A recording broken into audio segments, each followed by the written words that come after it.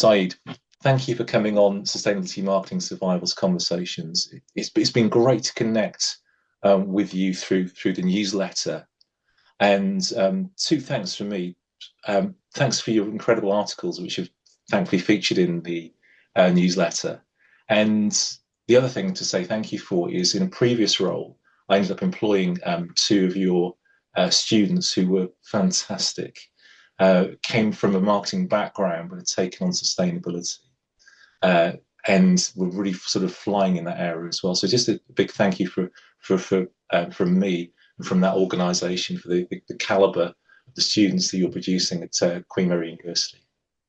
Thank you very much, Simon. It's first of all, thank you very much for having me. I have been now reading the Sustainability Marketing Survival for some time. I think it becomes a habit, and it is also informing the articles we choose for our students to read.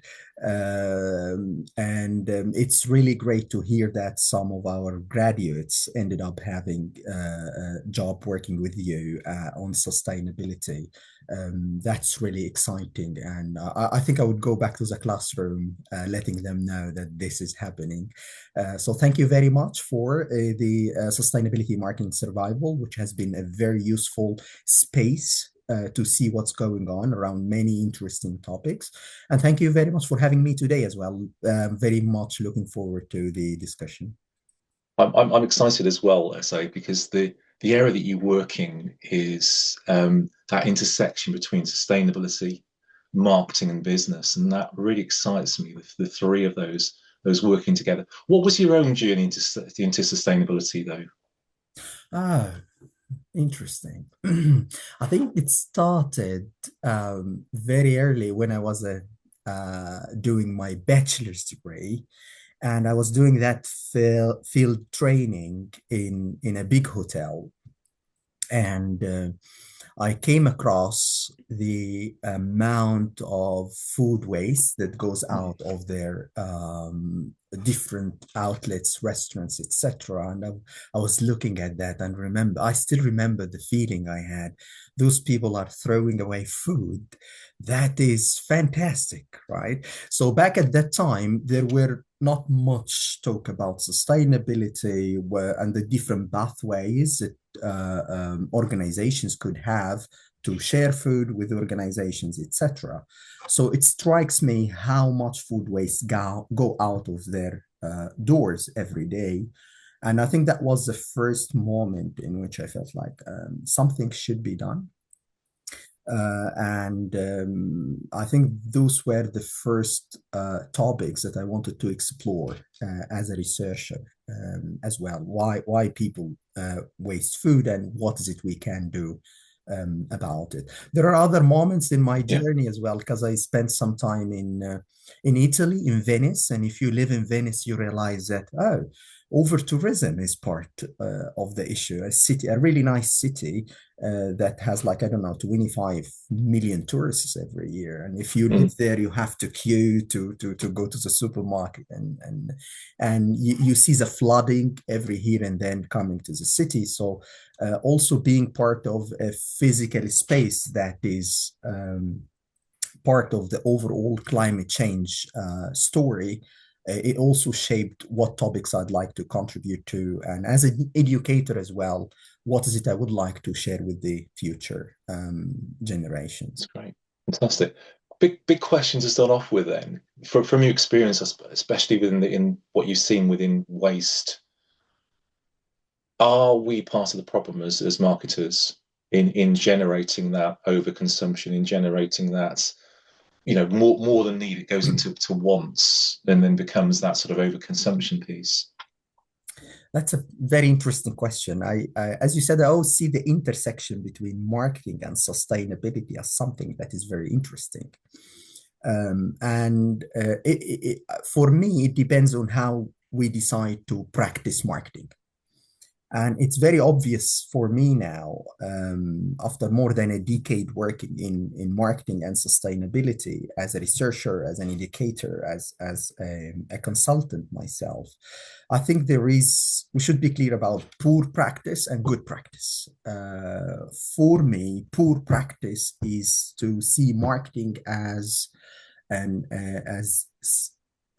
only advertising where we try to sell more products. Of course, if you see it from that perspective, marketing is definitely part of the problem. Mm. And it is an overconsumption, overproduction problem.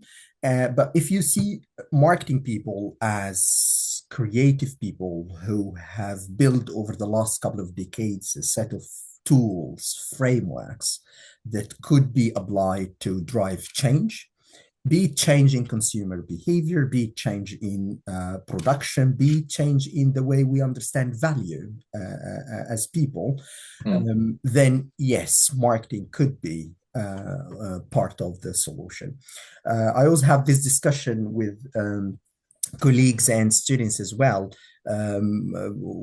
Where do you see the link between marketing and sustainability? And the first thought is always they cannot work together, because marketing focuses on pushing more people to buy more products, right? And that's the problem. Well, sustainability, let's reduce consumption, let's work on reduce waste and so on and so forth. So if you think about them for if you take it very quickly, you would realize, okay, they are incompatible actually.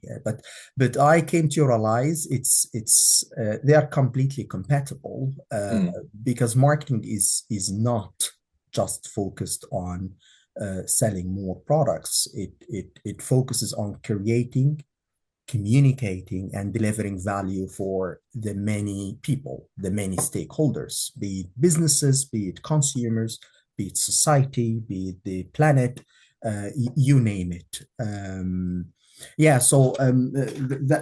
That's in short how I see the intersection between marketing and sustainability. That's really good. And I suppose as well as the whole issue of reducing overconsumption and almost like having a sort of conscious marketing effort in terms of products and services. There's also, I think one of your articles touched on an ad campaign that was running in London, where I think was it oil that was equated to tobacco use almost, which was phenomenal campaign, and that sort of triggered this whole role of a marketer in behavioural change. Yeah. What's your thoughts and experience within that sort of arena? Very good point. I think this particular article started when I was working with Tower Hamlets on a food waste reduction project. So they wanted to understand how can we shape food waste at the household level. And I really like numbers. So when you search the data, you realize this highlight, 60% of the food waste at the consumer level is coming from our households. You realize in that framing, we are responsibilizing household members for food waste. But when I started to talk to people, residents, tenants, household members who buy and dispose of food, and you start seeing things like, when I go to the supermarket, even with a list with me, I end up buying more than what I want. And that's not someone saying that, it's a common theme among people. And then you start to realize, and what happened with this food? We take it home, we use part of it, we store part of it, and then it ended up being wasted, and we feel really bad about that. And then that was a trigger to the idea that, and the question, are we over responsibilizing individuals for systematic problems? Are we focusing too much on people? You need to reduce your food waste. You need to buy organic food. You need to use single-use plastic. You need until people are tired and they start to be skeptical, and they try to avoid this idea of climate Yeah. communication in general. So that was the begin. So when I, back to your question, when I saw this fantastic campaign, they were trying to dominate an entire station, and they are moving the conversation from try to fly less this year to more of a systematic look at the problem and trying to extend the responsibility of producers. That was a very interesting communication. Mm, Targeted to the public, yes, but amazing. not asking the public to change their behaviors. Yeah. Back to your idea of behavior change, it's more of let's tackle the root causes of the problem, and let's set the Mm, responsibility shared within producers, businesses, big companies, as well as the government that need to take some that's really actions good. regarding the too much advertising we see. So it was a really nice campaign, and I think it's a more of a movement as well that pushed against what they call bad advertising, and moving towards more of being a good advertiser that not only delivers the right message, in my opinion, but also make sure that we are not over responsibilizing the individuals for problems that sound too systematic and too complicated and goes beyond their own boundaries and control. That's really good. I was just thinking of some examples out there where the nature of the relationship between marketers and who they're trying to communicate changes from an adult to child relationship, where you're telling someone how to behave, you're telling them how to. This is probably your experience with what you've done in waste. To almost like that sort of peer to peer, giving the reasoning why, giving the arguments behind things. And there's been some really powerful campaigns. One of my favourites I discovered a number of years ago was excuse my pronunciation on this. This is Spanish, but it's Corazon de mi vida, Mhm. which is all to do. I think it's Heart of My Heart or something like that. Might be the translation. And this was looking at data in some of the Hispanic populations in the States, and they suddenly saw that there was a rise in infant mortality to Mm. do with the lack of car seat use in in cars and in transport. And what they found out, they dug down into the insights, and they did also this amazing marketing and also these amazing sort of public announcements and stuff, and it just didn't shift. It didn't change the data at all. They were all this infant mortality was still there. And what they ended up doing was finding this insight that was a very deep religious insight that if God is going to take my child, Mm. a car seat's not going to help. So they changed the marketing to getting the local priest to bless the car seats, and made that into a huge campaign. You know, get your car seat blessed. And they ended up doing that with kids' bikes as well, and helmets and all that sort of stuff. And have you seen that sort of approach at all with sustainability? Because I've got to admit, I haven't as yet, to be honest.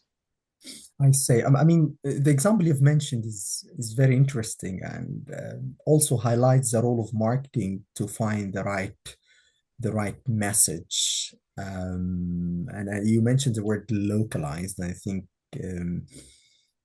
people are quite a little bit tired of hearing about the problem as big as the planet and we cannot control. So Yeah, making it feel local and relevant, and it is the seat next to me, it is your child. I think that level of I would say personalization and localization is a very important element.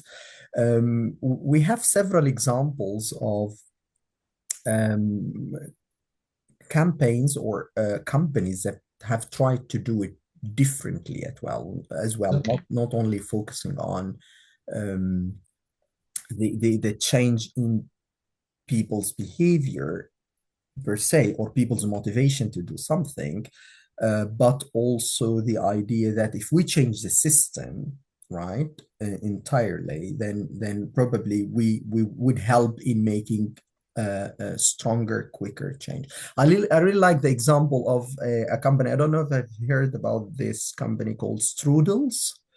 Okay. I haven't, Strudels haven't heard of that. No. is No. a tableware dining small startup that said, okay, people are making too many decisions and a lot of criteria regarding the use of plastic. So plastic spoons, plastic knives, plastic forks, when you have an event, when you're inviting someone, and so on and so forth. Why don't we get rid of all that and develop edible dining tools Oh, and wow. utensils? Excellent. Yeah. And it is working very well. It is an interesting example. And it shows that with innovation as well, you could have stronger change in that particular space, instead of, again, waiting for people to change their behavior. You change the product. If you think of it from a marketing perspective, you Mm. simply try to create value earlier. So if you take it from create, communicate, and deliver value, so they focused on how can we create the value at the product level by having a product that use no plastic at all, and it is eatable after all. So you drink your coffee and you have 35 minutes to eat the cup. It Sure. is very interesting, and it goes viral because it's a new experience and it attracts people's attention. What's really good about that is it doesn't talk to people who are interested in sustainability. It attracts the wider population. And I think that's what we Brilliant. need if we want to Yeah. make a change at a scale in consumers' Yeah. behavior, is to have those kind of nice ideas that goes beyond the campaign itself, but more at the product level. Of course, the campaign and the communication would come as part of the whole strategy, if I use this word. But again, I feel like we need to push more towards trying to solve the problem earlier before pushing it to the consumers. Yeah. Yeah. I love what you just said there. Is the phrase that sort of sprung up for me personally during sort of the social media growth era, probably sort of 10, 15 years ago, was telling, not selling. And Ah, about, but forget the messaging, forget this to the strap lines and stuff. Just show people what the difference is. And I love that picture. Just I'm trying to. I had the visual already of someone drinking a cup of coffee, and then eating the cup, and I thought, yeah, I'd want to watch that. That's an incredible piece of content. One of the things that I think you've touched on as well is that consumers seem to have this tiredness around this whole sustainability area, especially in the season we're currently in. And part of the challenge I've seen is the whole language around sustainability, where if I even use that word in someone's mind, I have to realize they might be thinking of something completely different mm, than what I'm talking about. So when I talk about sustainability, probably like you, I'm thinking my baseline is in the SDGs, so I'm thinking a very broad base around sustainability. They, because they might be a business owner or a marketing person within a business, and the pressure on them might be thinking about carbon or emissions or just a very small, narrow view of sustainability. What's been your experience and the challenges you've seen with the language around sustainability, especially with the students and the companies and the others that you're dealing with as well? that's a very interesting question. The language is so important. And I see two things here. I totally see your point and I feel it as well. That sometimes we use the same word, but we define it differently. Um, and everyone thinks in terms of what they do on a daily basis. That's how what sustainability means, which I came to understand um, is not bad. We have to be aware that sustainability means different things to different people. What is sustainable for London is would not be sustainable for another city in another continent. So we have to agree that sustainability might mean different things for people. But what we need to agree on is that it is something that is important. And I usually like to think of sustainability in terms of the problems that we are facing, things that we will not deny. Do we have a plastic problem? Mm. Yes, that's a problem we need to. Would you call it sustainability? Would you call it, would you take it from whatever lens you use? If we start from the problems, then we have a common ground. And that's, as you asked, the language I use with my students. So usually we play this in class, and we have students in Queen Mary University of London coming from so many nationalities. And I usually ask them, define one problem in your own city that you feel should be solved. That's what I call the post analysis. Post, we start with the first P, which is a problem, and then we push them after defining the problem to come together as a team and see an opportunity within that problem. So the second O, the second letter is O for opportunity. And then the S is to think of as strength. It could be a strength for a business, it could be a strength for the city itself, it could be a strength in the people that we could use to seize the opportunity and tackle the problem. And then the last letter in the exercise is what we call the transformation. And here comes all the team forces who have to think creatively and strategically. How can we link the strength with the opportunity to solve the problem in an interesting, not only interesting, but in an actionable and creative way? So That's that's really the good. language I use. Yeah, And I think if we start from problems, then we have a common background to address those problems. yeah. But I am aware that we have so many frameworks, right, as well. We have so many acronyms. We love acronyms and abbreviations.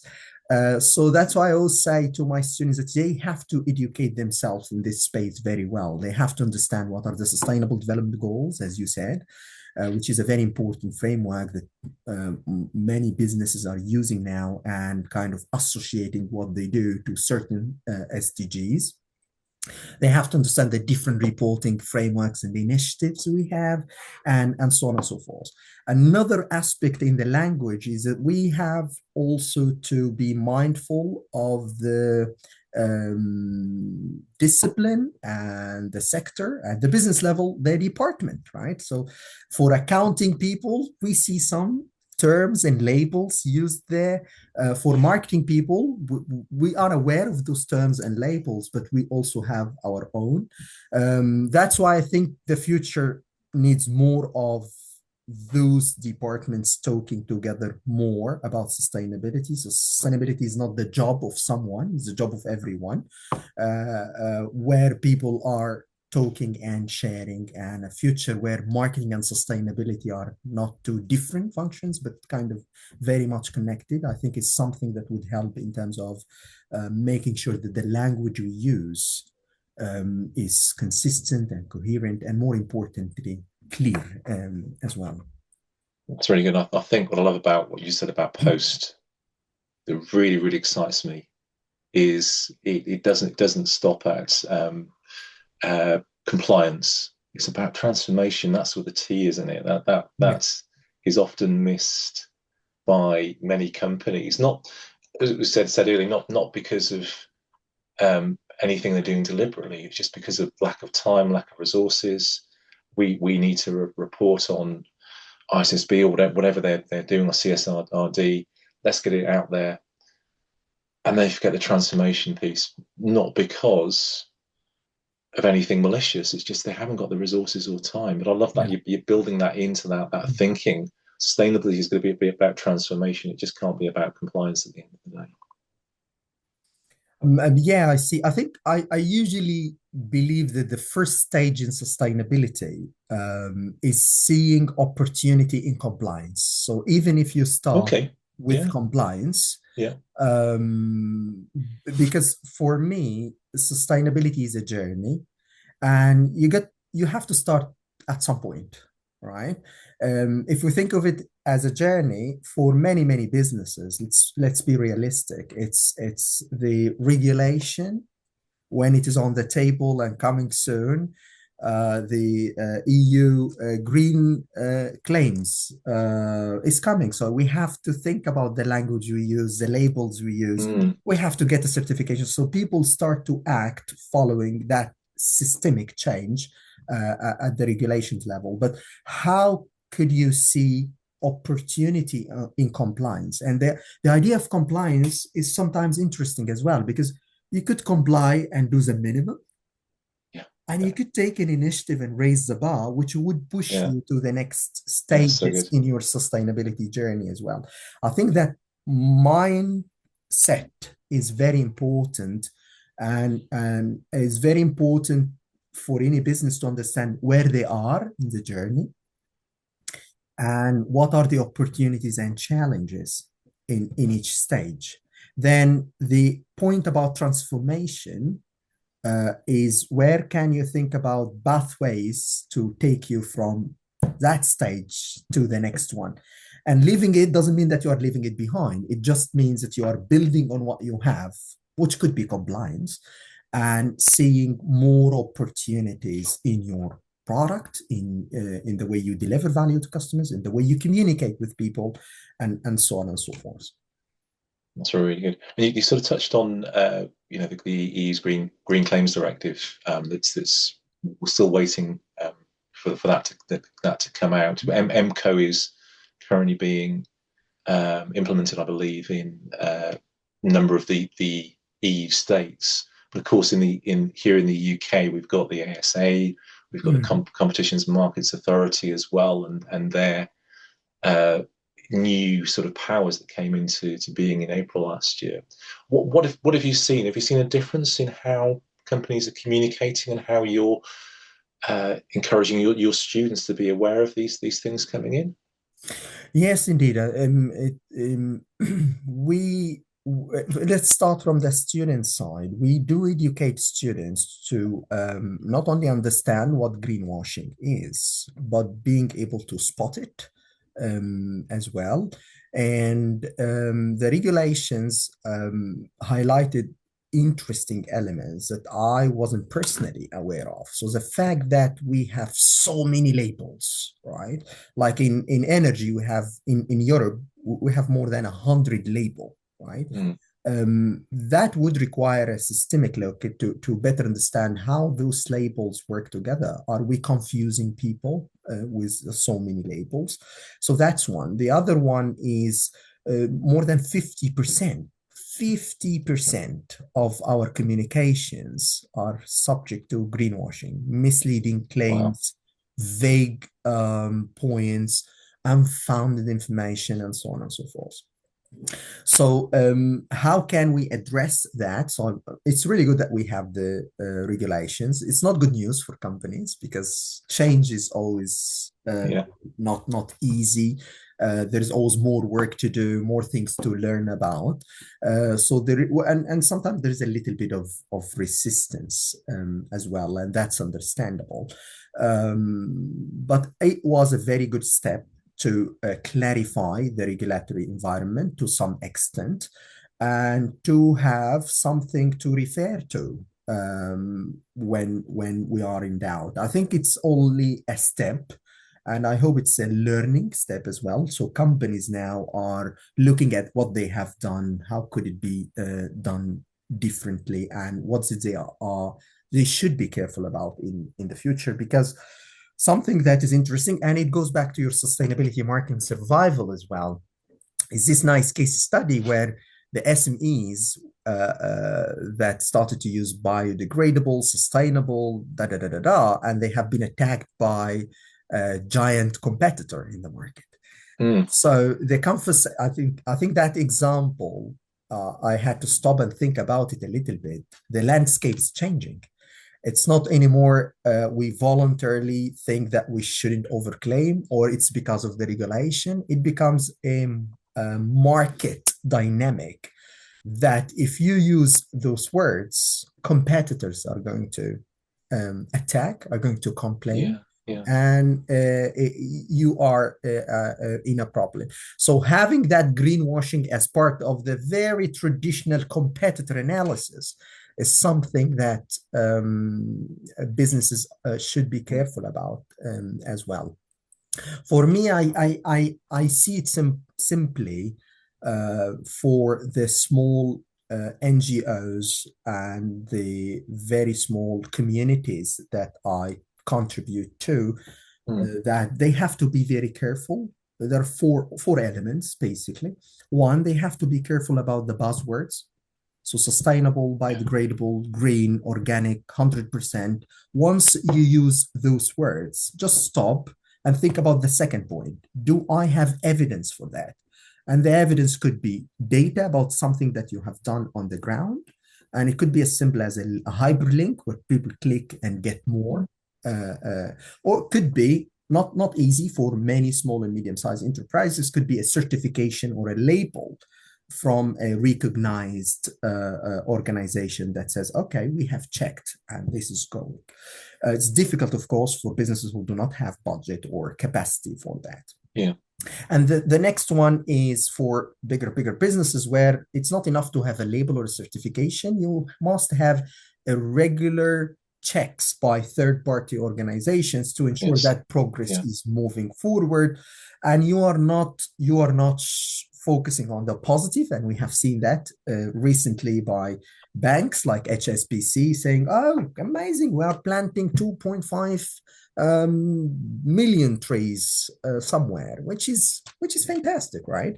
But it yeah, end up being caught as a greenwashing because the same banks are financing fossil fuel projects. yes, But we make yeah, this big, 2.5 uh, million trees are everywhere in our campaigns and our social media, but we don't talk that much about the fossil fuel projects that we are still mm, organizing. So having third-party organization to check and make sure that things are working is very important. The last one is, I think, is very important, and it comes back to the idea of awareness and education, which is the language you highlighted. When we say sustainability, now it's getting a momentum that we talk about social, economic, and environmental, right? excellent, yeah, So you cannot say, oh, this is 100% sustainable because you are using recyclable plastic that is good for the environment. Not enough. You need to make sure that you are not doing bad by doing good, because sometimes it happened. If you remember this very nice example back in 2018, when the UK supermarket said, no for palm oil, was a nice campaign. mm, And they have done a really nice job in raising awareness about deforestation and how harmful palm oil in terms of deforestation and animals and so on and so forth. And was quite interesting in the beginning. No for palm oil is really good, and the supermarket pledge to remove palm oil from their own labeled products. okay, They couldn't do that after a couple of years, which is interesting. But the point that I would like to highlight is the word sustainability, economic, social, environmental. You cannot say no for palm oil because it's good for animals, but you haven't thought about farmers and smallholders who live on palm oil. What is the alternative? You haven't thought about countries where palm oil is a significant portion of their GDP. So you cannot be sustainable by just saying, oh, I'm doing an amazing job in terms of protecting X, and X is the environment. But when we look at the other dimensions of sustainability, we realize that there is a backlash there. You are actually doing bad. Yes, you're trying to do good, but you're doing bad by doing good. Yeah, that's really quite powerful. I've forgotten the name for it, and apologies for this. But the SDGs are usually measured at country level. There's a phrase that they use where an SDG for one country affects the SDGs of another country. I think it's something like SDG overspill or something. I was thinking about this Oh, recently. SDG spillover. Spillover, that's it. Yeah, thank you. Hmm. And I was wondering, I haven't seen anything whether that's been done at a sort of a company level. So exactly what you said. Hmm. If you're looking at sustainability as per the SDGs, and you say, right, we're going to reduce palm oil within our products, what's the effect on the other SDGs that you hopefully reporting against as well? That's a very interesting question. You could see it if you look at the supply chain as well. Mm, When one business in the supply chain say, let's continue with the same example, no for palm oil, that has consequences over the suppliers of palm oil as well as the suppliers of the alternatives, because you're trying to work with the current suppliers, and there is a spillover effect here because you are kind of cutting something, and there is another spillover on others that you will start to work with as well. So you could see the spillover across countries, I would say, across businesses and the supply chain, which is interesting. I think product life cycle analysis could also help to see. I haven't done something like that, but it's quite very interesting. okay. You take one product and you do the product life cycle analysis to see where most of the harm is coming from. So you understand Yeah. where to intervene, and then whatever actions you are taking here, how does this affect the other products in the same portfolio, for Mm, example, which is another lens to look at spillover. I think it's a fantastic example, a growing area of research also, back to the consumer story, is showing how we have this spillover at the interconnected set of practices we do every day. So what you buy affects what you eat, and then affects how much waste you end up with. If you do composting at home and mm, start to see yourself the amount of waste coming out of your own house, then it starts to feed back on what I buy again, and so on and so forth. So there is spillover across mm, different elements. But yeah, I think that's one interesting takeaway. Probably should go back to the classroom and push yeah. students to think Be good, about good, good to this chat problem. more about that and just Yeah. see where we can get to with it, just as an idea and how that affects marketing as well, and where the emphasis then happens within the marketing strategy of what people are doing and where they're focusing on perhaps. And coming back to the classroom, I know that it's not sort of just the younger generations you deal with. You have much mature students as well. But how are the students responding to the challenges of sustainability? Is it something that's built within them and they're coming to the classes and the lectures with that, or is it something you're having to educate them in as well, or a mixture of Oh, both? it's a really another interesting question. So over the last couple of years, we have observed a couple of patterns which take us back to marketing again. So we have a group of students who would start a class about sustainability marketing, wondering why are we studying that? Okay. Does this mean why it is on the table, right? And they are the same students who end up saying, "Oh, that's fantastic. I haven't thought about that before." And they're usually students like Whitney who end up working on that particular area of marketing after all. So that's one group of the students, and they are usually the ones that I am really looking forward, because I think it is a change in their mindset. So I have that quote that becomes recurrent over the last couple of years from students saying, I started this module wondering why I'm here, and ended up being one of my favorite. I'm looking at the world in a It's good to different hear. way now. And that's the moment as educators we feel like, okay, we have been doing a difference here, and it is meaningful as well. We have the second group of students who are very well educated in marketing, and marketing for them is focused on business and making profit. And for me in the classroom, that's the most challenging one, where the job of business is to make profit, right? And I Yeah. understand. I have been in business myself. I work with companies, and for many years, if you are not able to show the business case for sustainability, then don't talk about it. If you cannot show it in the financial statement, it's very difficult to get it through. Um, but it takes time and it is challenging to work with that type of students until you let them know, not just by telling them, but just showing them, and they themselves realize to make profit, you have to be sustainable. So it is not I'll be sustainable. That doesn't mean that we are ruling out profitability.